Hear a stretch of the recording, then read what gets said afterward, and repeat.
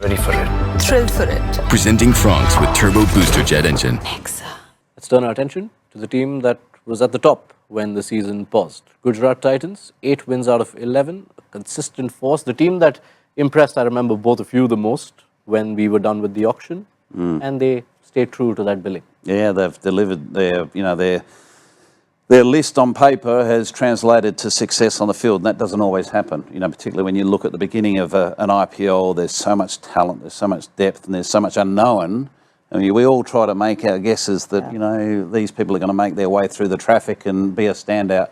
Gujarat have done that, and they've done it brilliantly well. But it seems to be a pattern since they've come into this tournament. Sure. So they're well managed, they're well coached, well managed. And, on the field, they obviously respond well to that direction.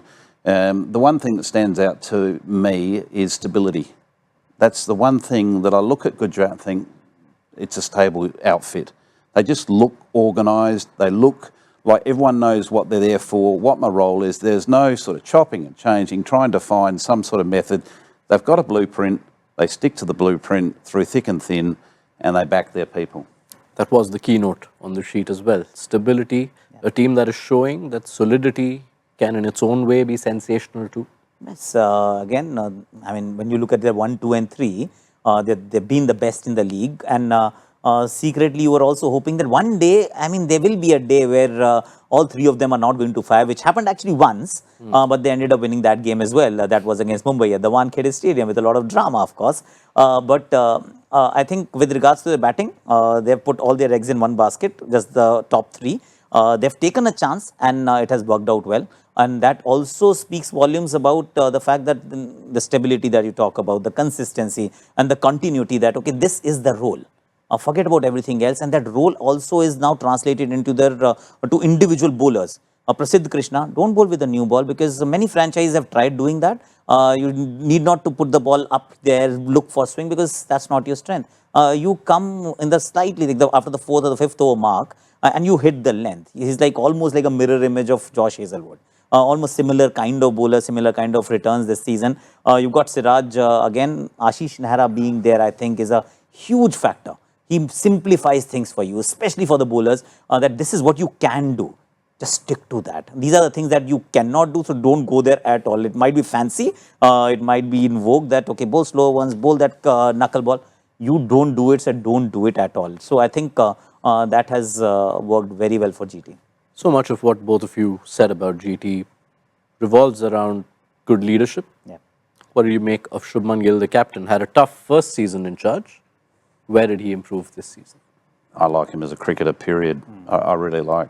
I remember first seeing Shubman Gill in the Under-19 World Cup, and coming back to Sunrisers and saying, we have to get this guy. It didn't eventuate, but that's life. Jaswal was the other one that was a clear standout. But just even in the Under-19s cricket, Shubman Gill looked like he had presence.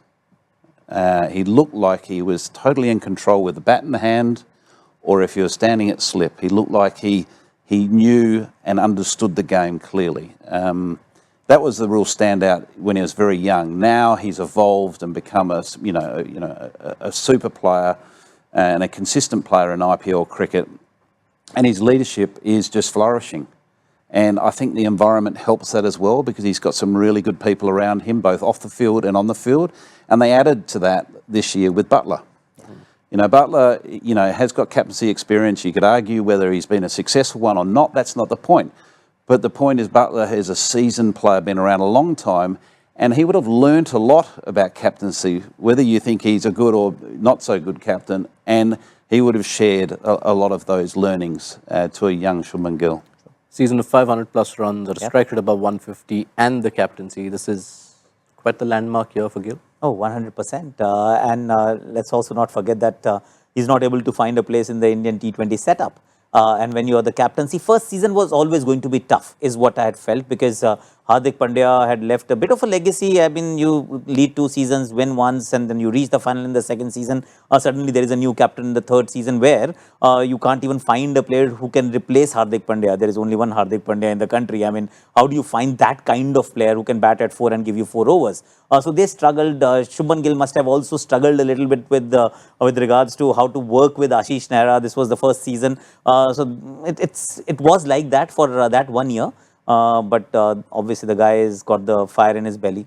I always keep saying that when I see him, I see that he's got that Virat Kohli DNA in him. That this is exactly where he wants to be. He understands that he can reach really far, and IPL could be that stepping stone. So that is why he's batted with intent.